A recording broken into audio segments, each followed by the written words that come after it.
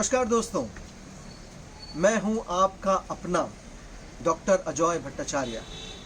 आज है तारीख 27 जून 2020। हमने आपसे वादा किया था कि हम समावर्तन ऑडियो विजुअल मैगजीन का पहला अंक 27 जून 2020 को आपके समक्ष लेकर के आएंगे और हम आ गए। मेरे बाबा डॉक्टर प्रभात कुमार भट्टाचार्य ने मुझसे कहा कि उन सभी लेखकों, कवियों, लेखिकाओं, कवित्रियों का आभार ज़रूर मानना जिनकी वजह से समावर्तन अपना ऑडियो विजुअल मैगजीन आप तक ला सका है। ये संभव हुआ है क्योंकि उन्होंने कंट्रीब्यूट किया। मैं समावर्तन परिवार की ओर से, बाबा की ओर से उनके सामने नतमस्तक होकर के उनका आभार मानता हूँ। चलिए मित्रों, शुरुआत करते हैं समावर्तन ऑडियो विजुअल मैगजीन के पहले अंक की, डॉक्टर धनंजय वर्मा की कविताओं के साथ। मैं बड़े ही आदर और सम्मान के साथ आमंत्रित करता हूँ डॉक्टर धनंजय वर्मा जी। दोस्तों, ये मेरा पहला और एकमात्र कविता संग्रह है, नीम की टहनी, जो मेरे 60-65 वर्ष पुराने दोस्त प्रभात कुमार भट्टाचार्य के लगातार स्नेहाग्रह के कारण पब्लिश हो चुका। वो भी मेरी उम्र के 78वें वर्ष में, यानी 2013 में। इसकी पहली कविता है नीम की टहनी। ये मेरी भी पहली कविता है जो मैंने छत्तीसगढ़ कॉलेज रायपुर में 1953 में बीए फर्स्ट ईयर के विद्यार्थी के रूप में लिखी थी। मेरे प्रिय कवि निराला ने पहली कविता लिखी थी जूही की कली, मैंने लिखी है नीम की टहनी। तो पेश है नीम की टहनी। नीम की टहनी यह बिजन डुलाती हवा करती, जाने किस झोंके से झुकी झूमी लिपट गई नीम के तने से, गाढ़े हरे रंग की चुनरी पहने। सूरज की प्रथम किरण के संग यह मलय पवन अभी आया, इठलाती टहनी मदमाती लरज गई आलिंगन में धीरे धीरे। थका हुआ मैं जग की कड़वाहट से शब बिंदु पूछता, टिक गया तने से झपकी में जैसे कुछ अस्फुट सी आवाजों ने टहनी के मदमाते झोंकों के संग करवट ली।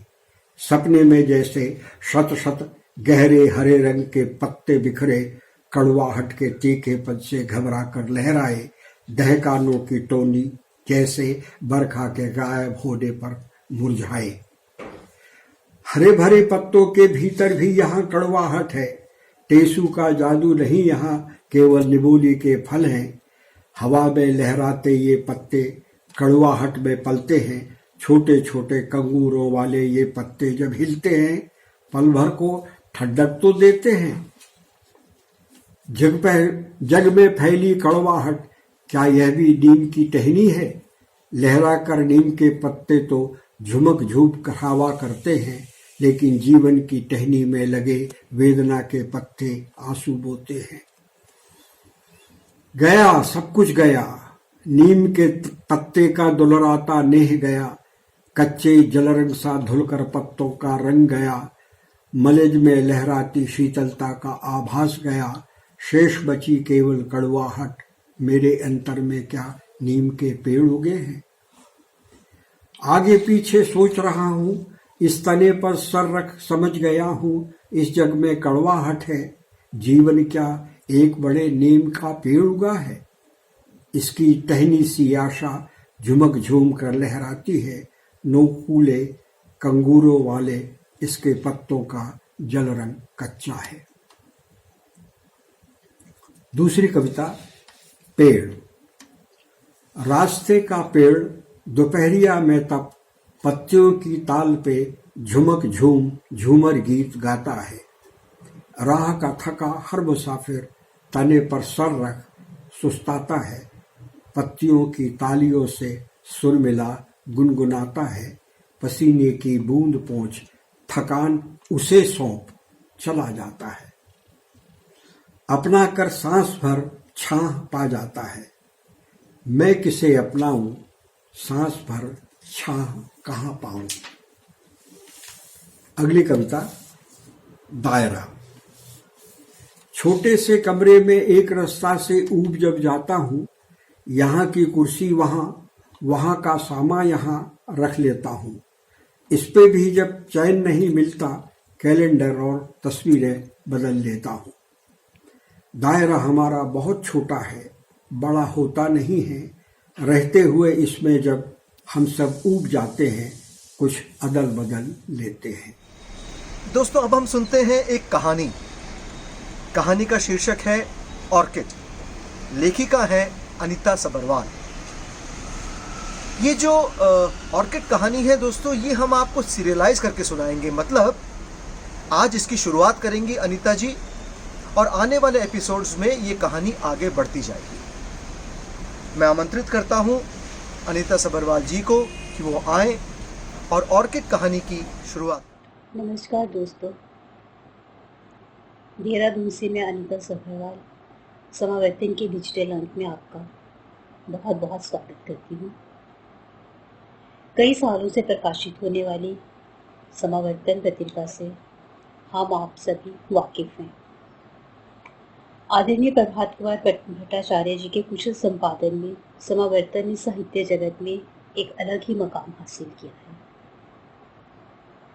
समावर्तन में छपने से पहले से ही मैं प्रभात सर को पढ़ती रही हूँ और उनके लेखन से प्रभावित रही हूँ। मैं शुक्रगुजार हूँ उनकी कि उन्होंने मुझे इसके डिजिटल अंक से जुड़ने का मौका दिया। प्रभात सर, जिन्हें मैं स्नेह से आदर से बाबा कहती हूँ, आजकल उनका स्वास्थ्य कुछ नरम गरम सा चल रहा है। इसके बावजूद उनके जज्बे में कोई कमी नहीं आई है। बाबा के साथ मैं कृष्णा जी को भला कैसे भूल सकती हूँ, जिन्हें मैं वक्त बे वक्त परेशान करती हूँ और वे मेरा मार्गदर्शन करती रहती हैं। आइए हम सब श्रोता, पाठक, लेखक मिलकर प्रभात सर को हार्दिक शुभकामनाएं दें इस पत्रिका के लिए, इस खूबसूरत शुरुआत के लिए। मैं उम्मीद करती हूँ और मुझे विश्वास है जल्दी ही यह डिजिटल पत्रिका नई ऊंचाइयों को छू लेगी। इस अंक में मैं अपनी लंबी कहानी ऑर्किड्स पढ़ने जा रही हूँ, जो कि नया ज्ञानोदय में छप चुकी है और इसका अनुवाद अंग्रेजी, उड़िया और पंजाबी में भी हुआ है। यह कहानी एक उम्रदराज व्यक्ति के मनोविज्ञान से संबंधित कहानी है, जो कि अपने से एक बेहद छोटी लड़की, कॉलेज की एक छात्रा से प्यार कर बैठता है। उम्मीद है आपको यह कहानी अच्छी लगेगी। तो आइए शुरू करते हैं कहानी ऑर्किड्स। ओस की तरह थी वह, उजली, पारदर्शी और खामोश, नम भी और नरम भी। छूने से डर लगता था कहीं बिखर ना जाए। हवा में नमी की तरह था उसका वजूद, नामालूम सा। उससे मिलकर, उसे जानकर मुझे कई नई बातें पता चली थी जिंदगी, अपनी ज़िंदगी के बारे में जो मैं जी चुका था।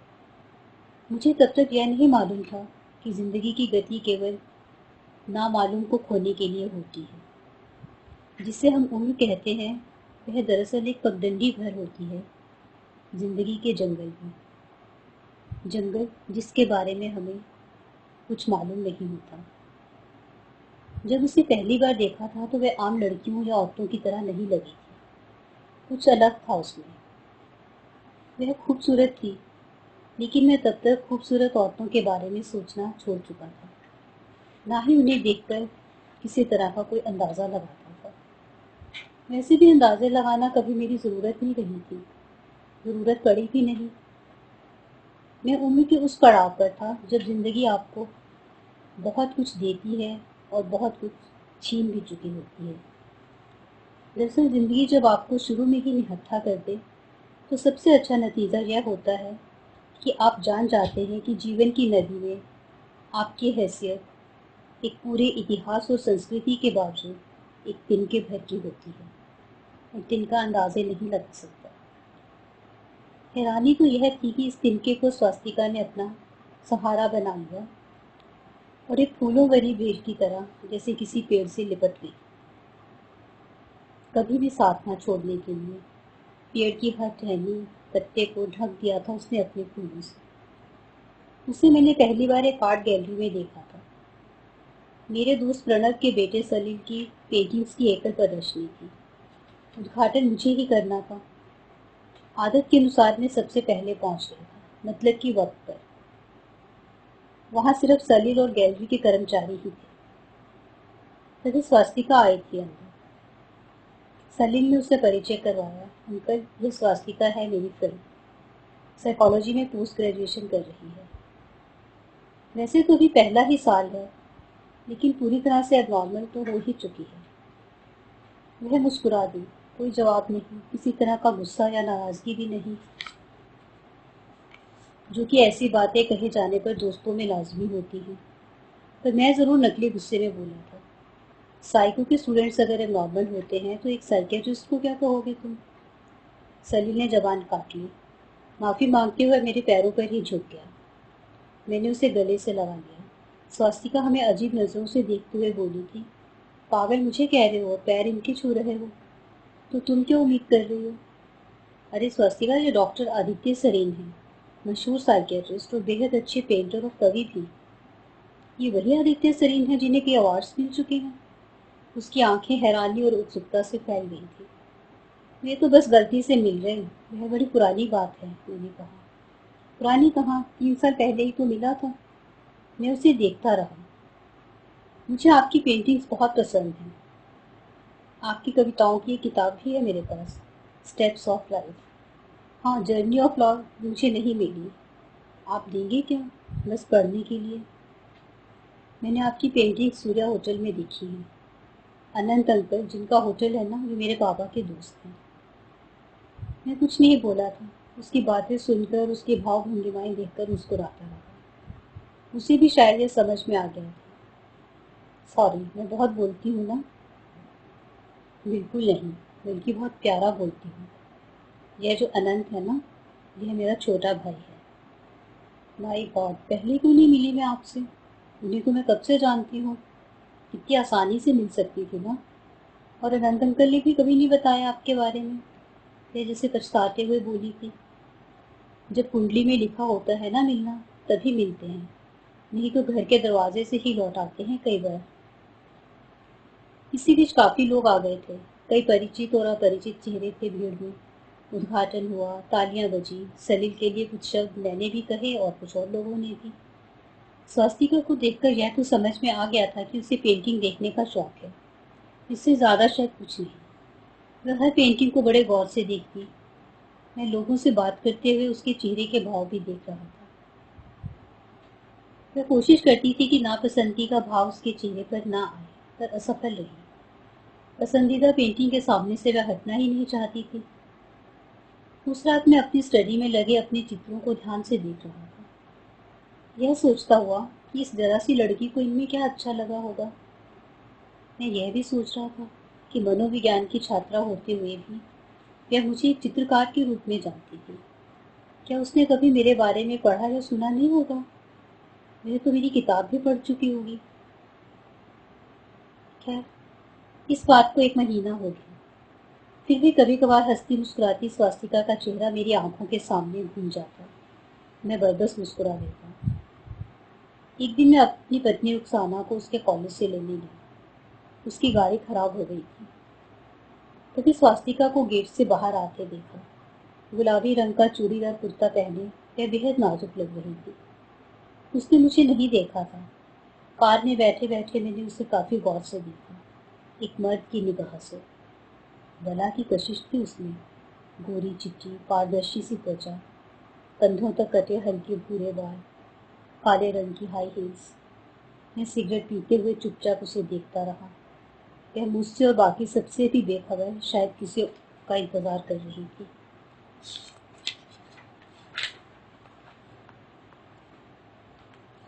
उस शाम में अपने क्लिनिक में जल्दी आ गया था। घर पर मैं कुछ असहज सा महसूस कर रहा था। मैं स्वास्तिका से मिलना चाहता था। क्यों?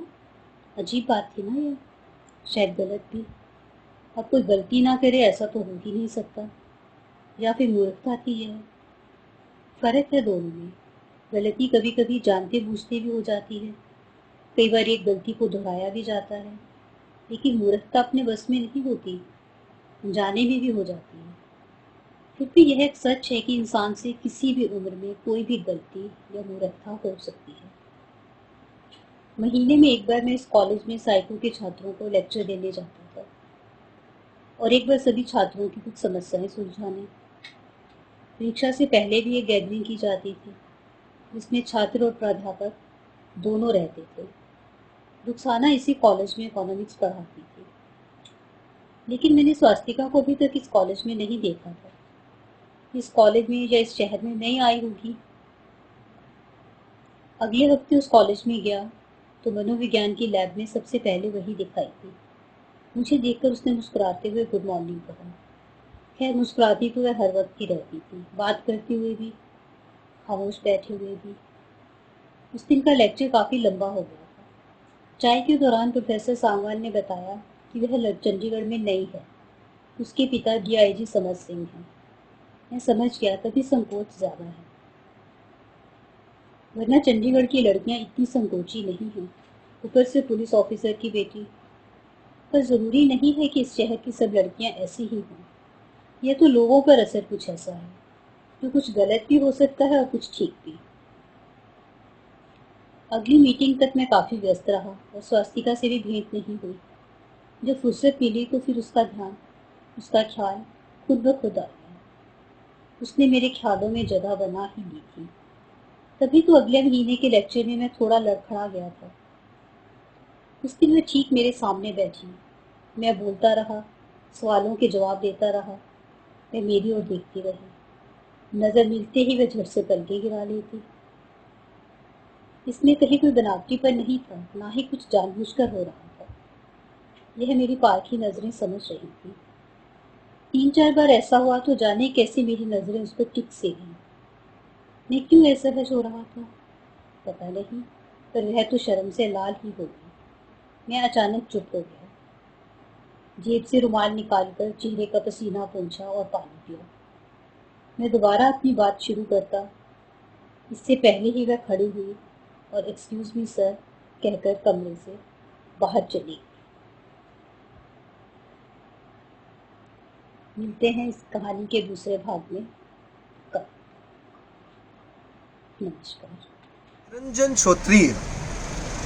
निरंजन श्रोत्रिय एक ऐसा नाम है दोस्तों, जो समावर्तन परिवार का एक अभिन्न अंग है। निरंजन भाई, आइए और समावर्तन ऑडियो विजुअल मैगजीन के इस पहले अंक के सिलसिले को आगे बढ़ाइए। नमस्कार दोस्तों।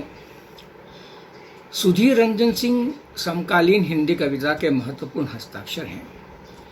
उन्होंने हाल ही में विश्वव्यापी कोरोना संकट पर एकाग्र कुछ कविताएं लिखी हैं। ये अप्रकाशित तो नई कविताएं हम समावर्तन के इस अंक में ले रहे हैं। इन कविताओं में इस जानलेवा महामारी से उत्पन्न भय, निराशा, अकेलापन, अवसाद, हताशा, इन सभी की बड़ी शिद्दत के साथ अभिव्यक्ति हुई है। इन कविताओं में मनुष्य के बीच की दूरी, उनके बीच अविश्वास की उत्पन्न छाया, मजदूरों की भूख, उनका तिरस्कार और रिश्तों का अजनबीपन है। यहाँ तक कि हमारा दायां हाथ भी बाएं हाथ को छूने से डर रहा है।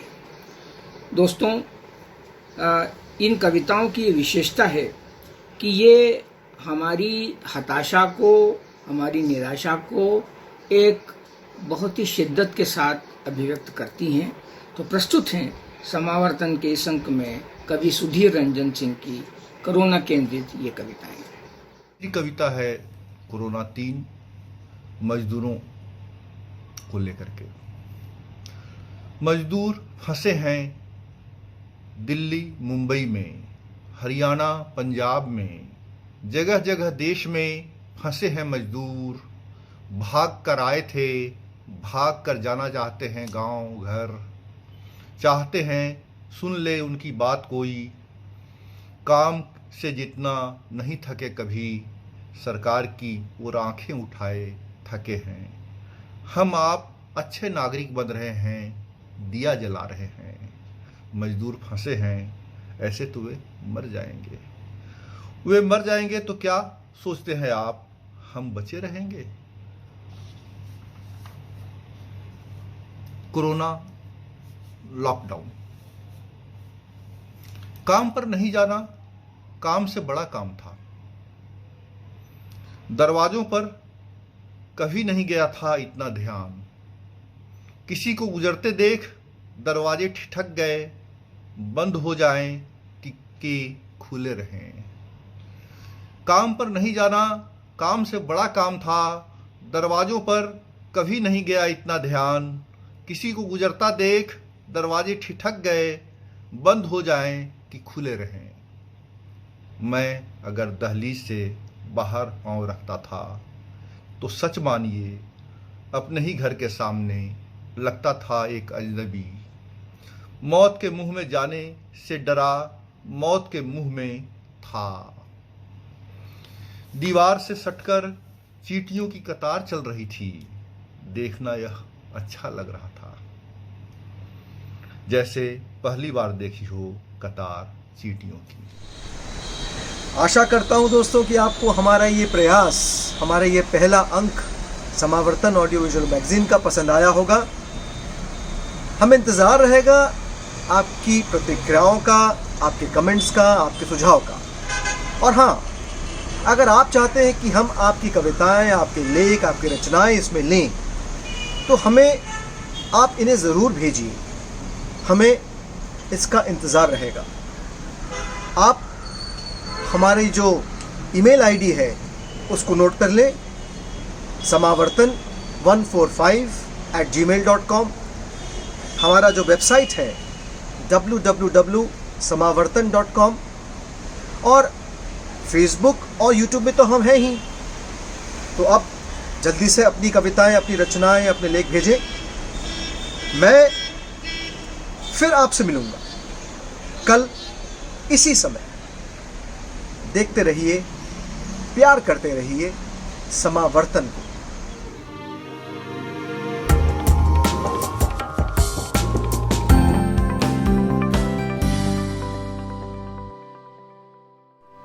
इस वीडियो के नीचे डिस्क्रिप्शन बॉक्स में चैनल का लिंक दिया हुआ है। आप उस पर क्लिक करके समावर्तन चैनल तक पहुंच जाएंगे। वहां पर चैनल को लाइक और सब्सक्राइब कीजिए। और हाँ, कमेंट बॉक्स में अपने महत्वपूर्ण कमेंट ज़रूर कीजिएगा।